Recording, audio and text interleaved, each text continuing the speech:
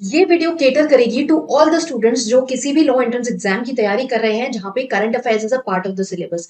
I know and I completely understand कि current affairs is such a big pain point for everyone and I completely understand your situation which is why मैं specifically ये video बना रही हूँ so that you guys can understand कि current affairs को भाई करना कवर कैसे है।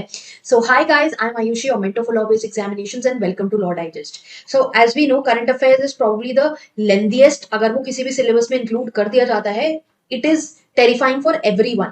So it's not just you. पहली बात तो इस बात में आप रिलीफ गेन कर लो कि आपके लिए नहीं, सभी के लिए सेम है, बिकॉज वो फैक्ट्स हैं। वो फैक्ट्स रोज नए नए फैक्ट्स आ रहे हैं, चेंज हो रहे हैं, तो आपको नहीं, सभी को वो फैक्ट्स करने होंगे।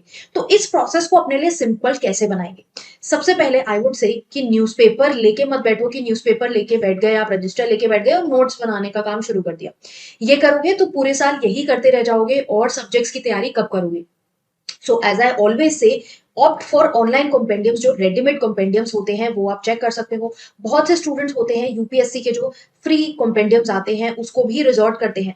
नाउ रिमेंबर, ये जो फ्री वाले होते हैं इसमें आपको ये चीज देखनी है कि यूपीएससी में बहुत डेप्थ में पढ़ाया जाता है, तो उतना नॉलेज, उतनी रिक्वायरमेंट आपको नहीं है इन चीजों की।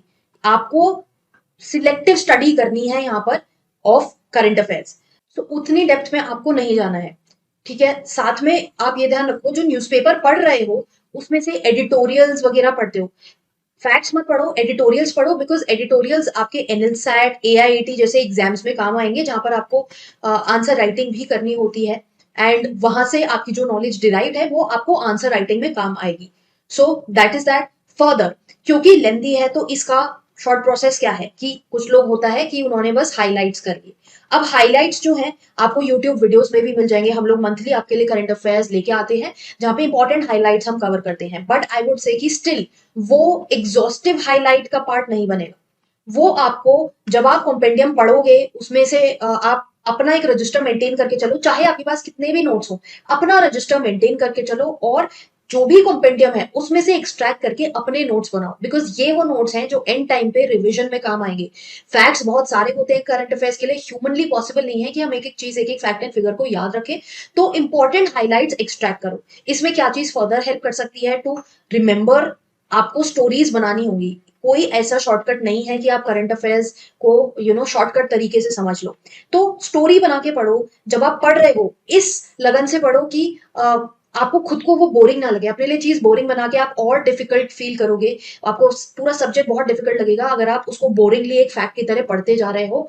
आपको समझना है कि अच्छा, अगर ये नेवल एक्सरसाइज गवर्नमेंट ने करी है तो may be you can just Google up की नेवल एक्सरसाइज में क्या होता है, कैसे दो कंट्री साथ में आती है, उनका क्या एम होता है, and you can see videos देख सकते हो उस पे भी।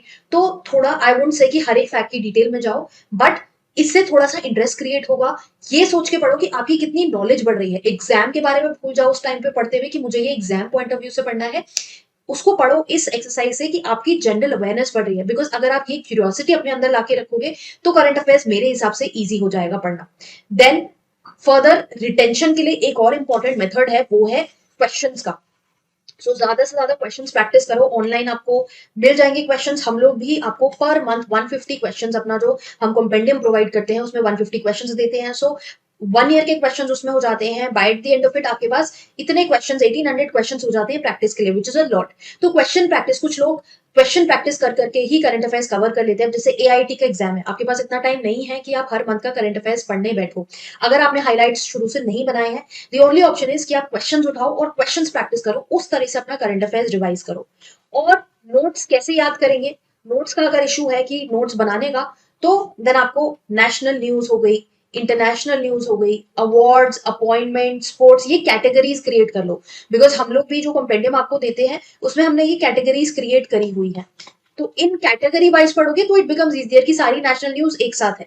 National news is the most important, आपको सब, मतलब main chunk of the news is national news. तो अगर आपको नेशनल न्यूज हैवी लग रही है तो आप क्या कर सकते हो, award, appointment, sport, ranking, indexes, इनसे एक एक दो दो क्वेश्चन आ जाते हैं।